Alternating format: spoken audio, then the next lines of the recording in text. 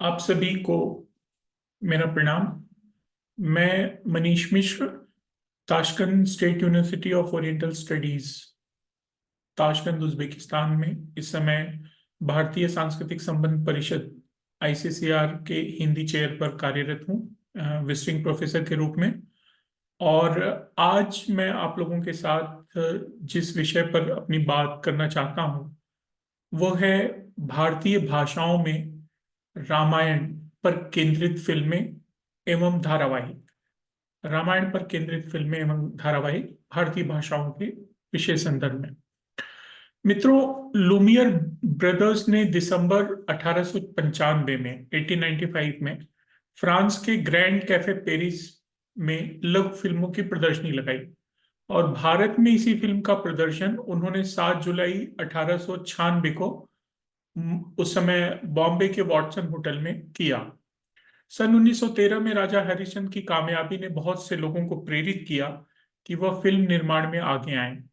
बॉम्बे, कोलकाता और मद्रास जैसे महानगरों में फिल्म पर पैसा लगाने वाले लोग सामने आए और मूक फिल्मों का एक दौर शुरू हुआ। सन 1913 से सन 1930 तक का इस समय हिंदी सिनेमा का हम प्रारंभिक काल मान सकते हैं।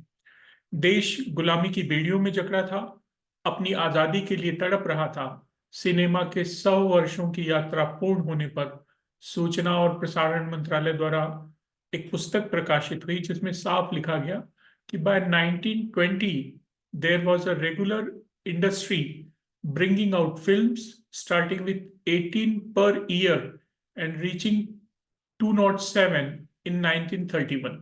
मतलब 18 फिल्म प्रतिदिन के हिसाब से शुरू करके 1931 तक प्रति वर्ष 18 फिल्मों से शुरू करके 1931 तक प्रति वर्ष लगभग 207 फिल्में हिंदुस्तान में बन रही थी।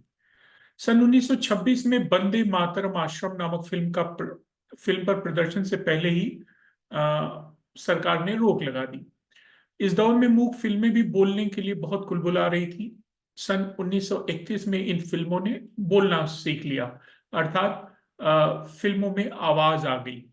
यद्यपि मूक फिल्में लगभग 1934 तक बनती रही, लेकिन 1931 से 1934 के बीच में ही निर्मित कुछ फिल्में ऐसी भी बनी जिन्होंने खूब जमकर बोला।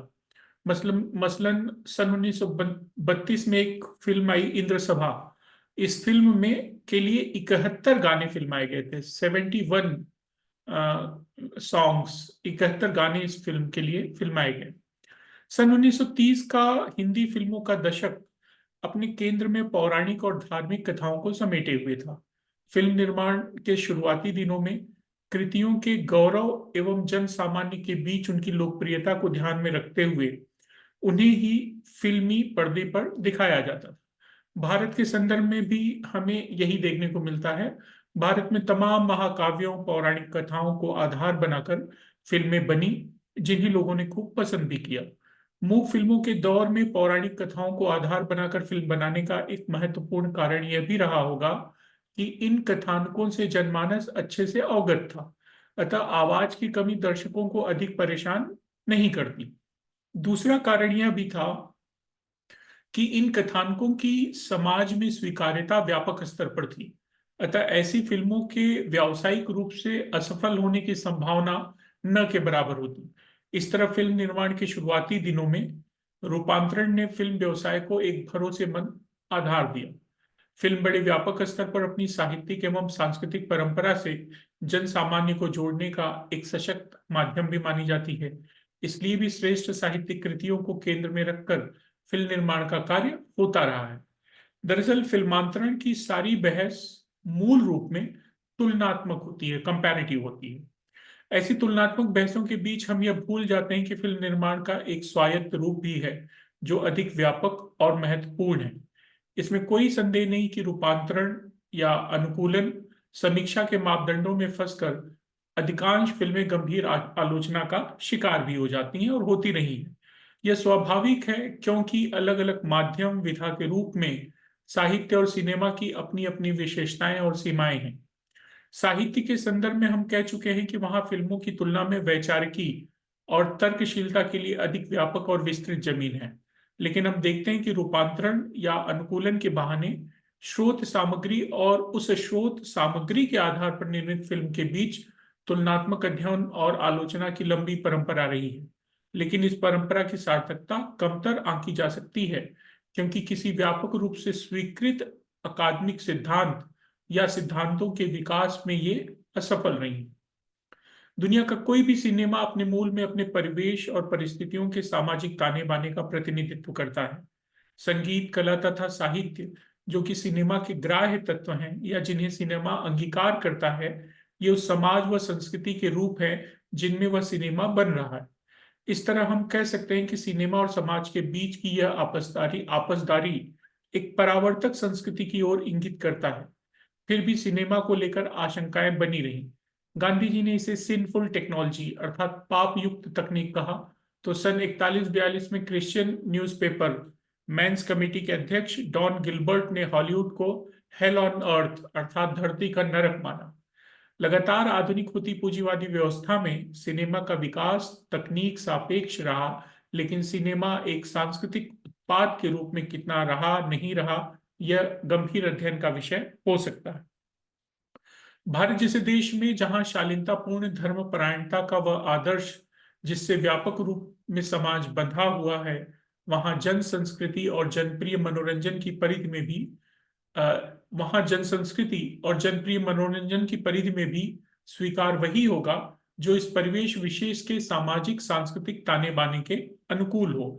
ऐसे में मध्यम वर्गीय रुचियों के विषयगत संधान का एक रास्ता सिनेमा के माध्यम से मुखर हुआ है और लगातार हो रहा है। रामायण भारतीय जनमानस की चेतना के केंद्र में है। भारत में सिनेमा निर्माण के प्रारंभिक दिनों में ही रामायण केंद्रीय विषय रहा। पहला रामायण धारावाहिक दूरदर्शन पर सन 1987 में प्रदर्शित हुआ। इसके बाद जब भी रामायण पर धारावाहिक और फिल्में लगातार बनती रही हैं, निर्माता निर्देशक समसामयिक तकनीक और अन्य फिल्मी संसाधनों का उपयोग करते हुए परिधानों, साज सज्जा इत्यादि में बदलाव तो करते हैं, लेकिन परंपरागत रूप से रामायण को समझने की जो सामान्य परिपाटी है, उस भावना के साथ छेड़छाड़ नहीं किया जाता। रामायण में वर्णित चरित्र एवं प्रसंग भारतीय लोकमानस में इस तरह रचे और बसे हैं कि वह संस्कृति का अभिन्न अंग बन गए हैं। लगभग हर भारतीय भाषा में रामायण लिखा गया है, जो वहां की क्षेत्रीय संस्कृति में पूजनीय है। भारतीय समाज में मर्यादा और परिवार के महत्व को आदर्श रूप में स्थापित किया गया। भारत के अलावा कंबोडिया, इंडोनेशिया, थाईलैंड, चीन, बर्मा और मलेशिया जैसे देशों में भी रामायण के अनेक रूप हमें मिलते हैं। दादा साहब फाल्के ने लंका दहन, जो फिल्म सन 1971 में जीवी बनी, उसके बाद जीवी सानी की राम जन्म सन 1920 में और विजय भट्ट की हिंदी मराठी में बनी फिल्म भरत मिलाप सन 1942 में प्रदर्शित हुई। भरत मिलाप का सिक्वल राम राज्य सन 1943 में बनी, जो अपने समय की बहुत कामयाब फिल्म रही। इस फिल्म के बारे में कहा जाता है कि महात्मा गांधी ने अपने जीवन में एक ही फिल्म देखी, वह राम राज्य ही थी, क्योंकि मैंने बताया ना कि महात्मा गांधी इसे सिन या पाप मानते थे। इसी तरह लव कुश सन 1963 में तेलुगु भाषा में बनी। कंचन सीता सन 1977 में मलयालम भाषा में बनी।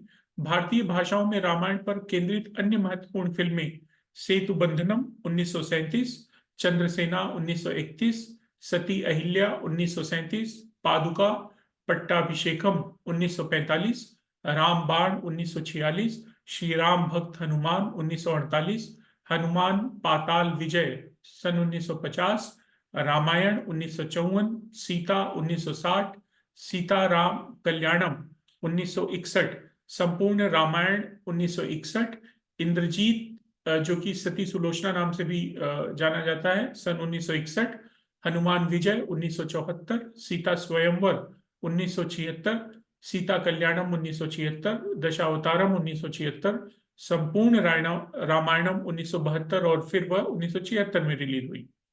श्री राम वनवास 1976, बजरंग बली 1976, श्री राम पट्टाभिषेकम वापस 1978 में भी आई, लवकुश 1997, रावण 1984, रामायणम 1996, ब्रह्म ऋषि विश्वामित्र 1991, श्री राम राज्यम 2011।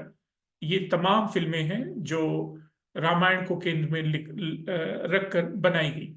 रामायण पर केंद्रित अब तक मेरे अंदाज से लगभग 50 या उससे ज्यादा फिल्में बन चुकी हैं। इनमें से करीब 20 फिल्में हिंदी में और 30 फिल्में अन्य भारतीय भाषाओं में प्रदर्शित हो चुकी हैं। सन 1917 में बनी लंका दहन ने उस समय 1917 में ये फिल्म बताते हैं 35,000 की कमाई की। सन 1943 में बनी रामराज्य ने 60 लाख रुपए कमाए थे। सन 2000 में बनी तेलुगु फिल्म देवुल्लू पहली फिल्म थी जिसमें राम की भूमिका निभा रहे श्रीकांत मूंछों में नजर आए। अन्यथा किसी भी फिल्म में भगवान राम का किरदार जो है करने वाले नायक जो है मूंछ में नहीं थे। लंका दहन में अन्ना सालुंके ने ही राम और सीता की भूमिका निभाई थी, क्योंकि उस समय महिलाएं फिल्मों में काम नहीं करती थी। दादा साहब फाल्के ने इसे डायरेक्ट किया था।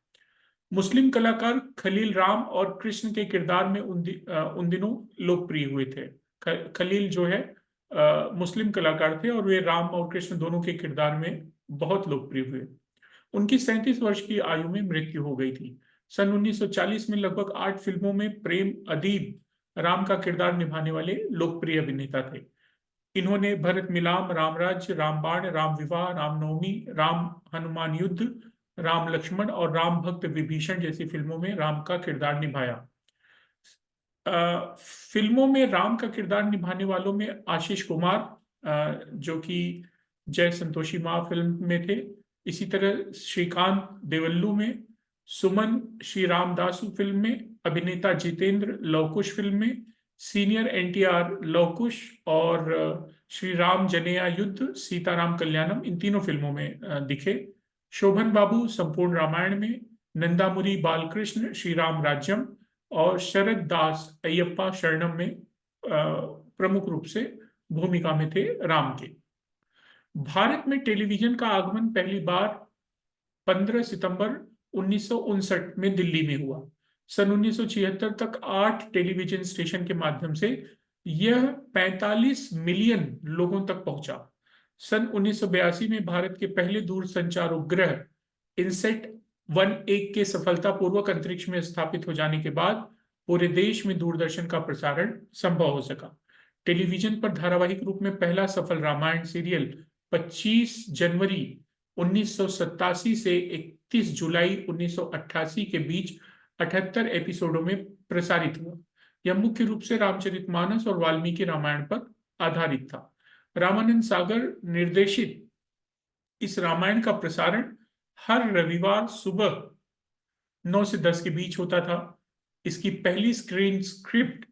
पहली स्क्रीन स्क्रिप्ट थी वह अस्वीकृत हो गई थी, जो बाद में बड़े प्रयासों के बाद स्वीकृत हो गई। पहले पायलट एपिसोड को नकारने के कारणों में से एक सीता जी का जो परिधान तय किया गया था उसको भी बताया गया।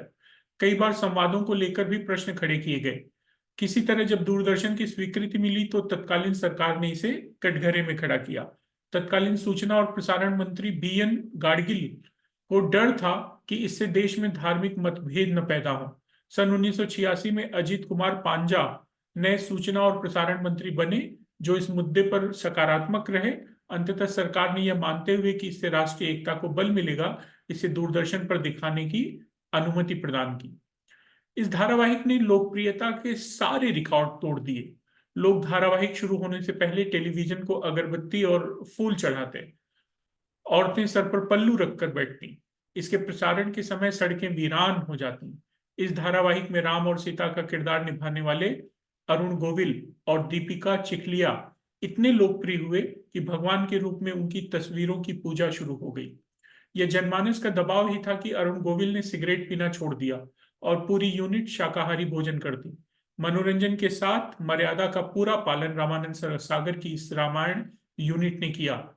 रावण का किरदार निभाने वाले अरविंद त्रिवेदी शूटिंग पर जाने से पहले भगवान राम और शिव की पूजा करते और इस बात के लिए क्षमा मांगते कि शूटिंग के दौरान वो प्रभु के लिए अमर्यादित भाषा का उपयोग करेंगे। चूंकि उन्हें संवाद बोलने पड़ते तो वो उसके लिए क्षमा मांगते। सोनी टीवी पर कपिल शर्मा शो के दौरान अरुण गोविल बताते हैं कि उस समय कई पत्रिकाओं के फोटोग्राफर मिलते जो यह कहते कि आप अपनी एक तस्वीर खिंचवा लीजिए जिसमें आपके हाथ में ग्लास हो, भले उस ग्लास में पानी भरा हो। इसके लिए आप जितना चाहें उतना पैसा ले लीजिए। लेकिन लोक भावनाओं का आदर करते हुए अरुण गोविल ने ऐसी कोई फोटो कभी नहीं खिंचवाई। रामानंद सागर अपनी फिल्म की शूटिंग के लिए 1975-76 में विदेश गए हुए थे। वहां पहली बार उन्होंने रंगीन टेलीविजन देखा। उसे देखते ही वो समझ गए कि भविष्य टेलीविजन का है। उन्होंने उसी समय रामायण धारावाहिक बनाने का निर्णय ले लिया था। लेकिन जब इस बारे में उन्होंने अपने मित्रों से बात की तो लोगों ने यह कहकर निरुत्साहित किया कि मुकुट और मूछ वाला धारावाहिक कोई नहीं देखेगा। अतः स्क्रीन टेस्टिंग के रूप में रामानंद सागर ने पहले विक्रम बेताल नामक धारावाहिक बनाया, जो कि बड़ा लोकप्रिय रहा।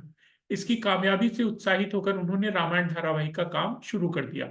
रामायण धारावाहिक के कई मुख्य किरदार विक्रम बेताल में ही काम कर चुके थे, जैसे कि राम और सीता का किरदार निभाने वाले अरुण गोविल और दीपिका चिखलिया, लक्ष्मण के रूप में सुनील लहरी और रावण की भूमिका निभाने वाले अरविंद त्रिवेदी। ये सब जो है विक्रम बेताल यूनिट में काम कर चुके थे। रामायण को धारावाहिक रूप में दिखाने का पहला प्रयास सन 1918 में हुआ। एक्साइल ऑफ राम दिखाई गई। The earliest effort to produce Ramayan on celluloid were made in 1980 when a serial titled The Exile of Rama 1918 Ram in several instalments. Sanjay Khan ने 1990 में जय हनुमान और सागर आर्ट द्वारा सन 2012 में रामायण का प्रसारण हुआ। जापान के फिल्म निर्माता यूगो साको ने विजय निगम की मदद से एनिमेटेड रामायण फिल्म तैयार की। इस फिल्म को सन 1992 में भारत जापान राजनीतिक संबंधों की 40वीं वर्षगांठ के अवसर पर legend of prince Ram Ramayan के रूप में रिलीज किया गया। अरुण गोविल ने इसके हिंदी डबिंग में राम के किरदार को आवाज दी। सन 2008 में एनडीटीवी पर रामायण का रीमेक 300 एपिसोड में प्रसारित हुआ। इसके डायरेक्टर आनंद सागर थे, रामानंद सागर के बेटे। यह धारावाहिक भी लोकप्रिय रहा क्योंकि रामानंद सागर निर्देशित रामायण के लगभग 2 दशकों के बाद रामायण एक नए रूप में टेलीविजन पर प्रसारित हुआ। हाल ही में शुरू हुआ सीरियल सिया के राम पुराने रामायण धारावाहिक से इस संदर्भ में अलग कहा जा सकता है कि इसे सीता की दृष्टि से राम को देखने का प्रयास माना जा सकता है। अतः सीता यहाँ अधिक मुखर दिखाई पड़ती है अपेक्षाकृत पूर्व में प्रसारित रामायण धारावाहिकों के। विमर्श केंद्रित साहित्य आंदोलनों का भी यह प्रभाव हो सकता है, जैसे स्त्री विमर्श को लेके तमाम जो चर्चाएं हुई उसका भी, उस विमर्श आंदोलन का भी ये प्रभाव हो कि इस तरह के एपिसोड में सीता को अधिक मुखर करके दिखाया गया हो। लेकिन हमें यह समझना होगा कि सार्वभौमिकता, आदर्शवाद, मानवतावाद जैसे जैविक भारतीय विशेषताओं को छीनकर रामायण का कोई प्लॉट सिनेमा या धारावाहिक के लिए बनेगा तो जनमानस उसे स्वीकार नहीं करेगा। इसलिए निर्माताओं ने भी वेशभूषा, ध्वनि प्रभाव, 3D इफेक्ट, HD तकनीक, क्रोमा इत्यादि को लेकर तो प्रयोग जारी रखे, लेकिन रामायण के व्यापक रूप से स्वीकृत स्वरूप के साथ प्रयोग करने की हिम्मत उन्होंने न के बराबर की। धार्मिक ग्रंथों पर बनने वाली फिल्मों के लिए यह जरूरी है कि वे लोक निष्ठा का ध्यान रखें। इसलिए ऐसी फिल्में महज फिल्म ना होकर धार्मिक निष्ठा का एक अनुष्ठान बन जाती हैं। ऐसी फिल्में समाज विशेष की पहचान और उनकी अंतर्निहित संस्कृत संरचनाओं की कलात्मक प्रस्तुति होती है या होनी चाहिए। ये फिल्में दरअसल माध्यमों द्वारा संस्कृति को संबोधित करने का भी गंभीर प्रयास मानी जा सकती हैं। फिल्मों का प्रभाव व्यक्ति पर अधिक होता है, अतः यहाँ अभिव्यक्ति के खतरे भी अधिक हैं। रामायण को भारतीय संवेदना और लोकाचार के केंद्र बिंदु की तरह देखना चाहिए, ना कि किसी पाठ की तरह। फिल्में संरचनावाद, कथा विज्ञान, मनोविश्लेषण, सौंदर्य शास्त्र और साहित्यिक विखंडन से गहराई से जुड़ी होती हैं। उत्तर संरचनावादी प्रभावों के कारण सिनेमा की कलात्मकता में तो गिरावट आई, पर व्यावसायिक रूप से वे अधिक सफल हुई। फिल्में सामाजिक रूप से उपलब्ध विभिन्न विमर्शों का रूपांतरण भी होती हैं। वर्तमान फिल्मों की जो कॉर्पोरेट संस्कृति है, उस कॉर्पोरेट संस्कृति में कुछ खास कॉर्पोरेट हाउसेस का कब्जा है। हॉलीवुड की बात करें तो creative artist agency, William marriage agency और इंटरनेशनल क्रिएटिव मैनेजमेंट का नाम प्रमुखता से आगे आता रहा है। किसी उत्पाद को किसी की अपनी इमेज से आर्थिक रूप से कितना मुनाफा दिलाया जा सकता है, यह फिल्मों की नई संस्कृति का अंग बन गया है।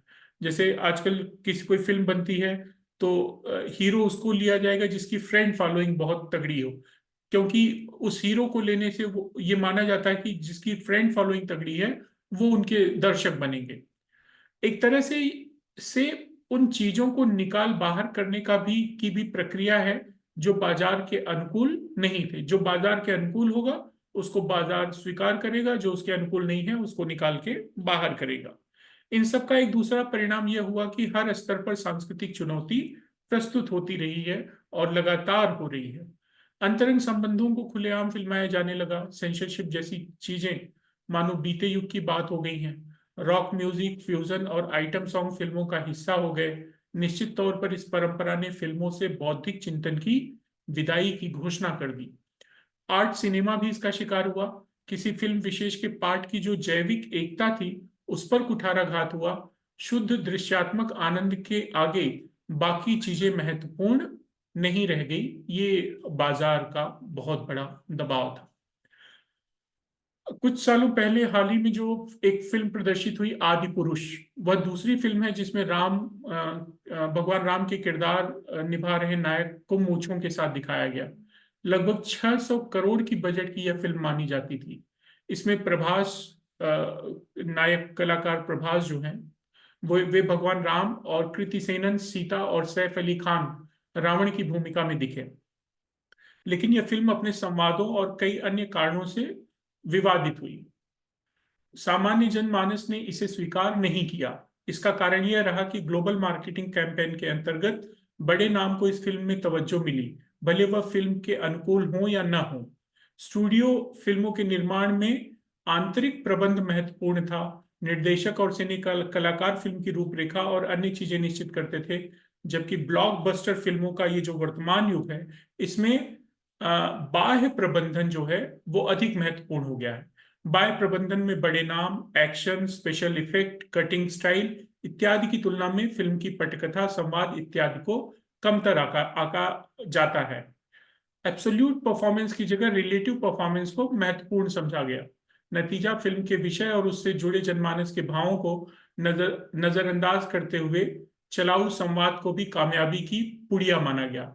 लेकिन नवरत्न चटनी वाला ये बाजारू तरीका यहाँ काम नहीं आया और फिल्म जो है बुरी तरह फ्लॉप हुई।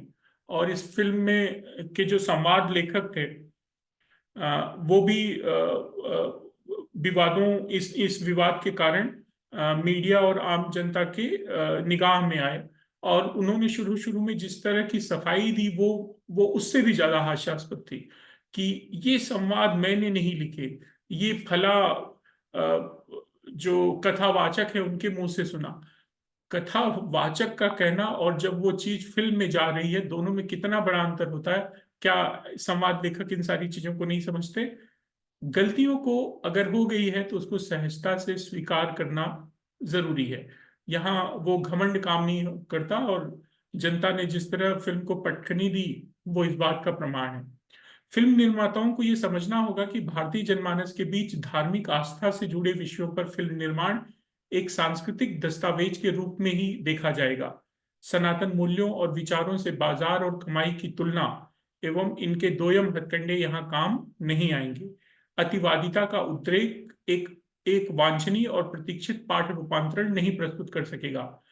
भगवान राम से जुड़ा साहित्य हमारे जातीय गौरव और स्मृति का आख्यान है। राम सनातन सारांश है। हमारी सौंदर्य बोधि संवेदनशीलता सांस्कृतिक संरचना में संस्कारित होती है।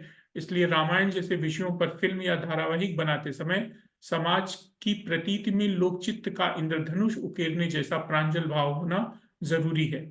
आशा है भविष्य में के जो फिल्म के निर्माता निर्देशक हैं वो आदि पुरुष से सबक लेते हुए अधिक बेहतर रूप से धार्मिक आस्था और विश्वास से जुड़े विषयों का फिल्मांकन करेंगे। तो भारत में भारतीय भाषाओं में अभी तक चाहे फिल्म हो, धारावाहिक हो, एनिमेटेड मूवीज हों जो रामायण को केंद्र में रखकर बनी है, उन पर मुझे जितनी जानकारी मिल सकी वो तमाम जानकारी मैंने आप लोगों के साथ साझा की। इसके अलावा भी अगर हो सकता है बहुत सारी चीजें मुझसे छूट गई हों और बहुत सारी चीजें जोड़ने की गुंजाइश भी हैं, तो अगर आपके जहन में कोई इस तरह की बात आए तो आप सभी से अनुरोध है कि आप जरूर अपनी टिप्पणियों के माध्यम से सूचित करें, तो मैं उन्हें जो है आगे के लिए उन उन सभी जानकारियों को आगे के लिए उन्हें मैं अपने प्रपत्र में जोड़ने का प्रयास करूंगा। आप सभी ने मुझे सुना, आप सभी का बहुत बहुत धन्यवाद।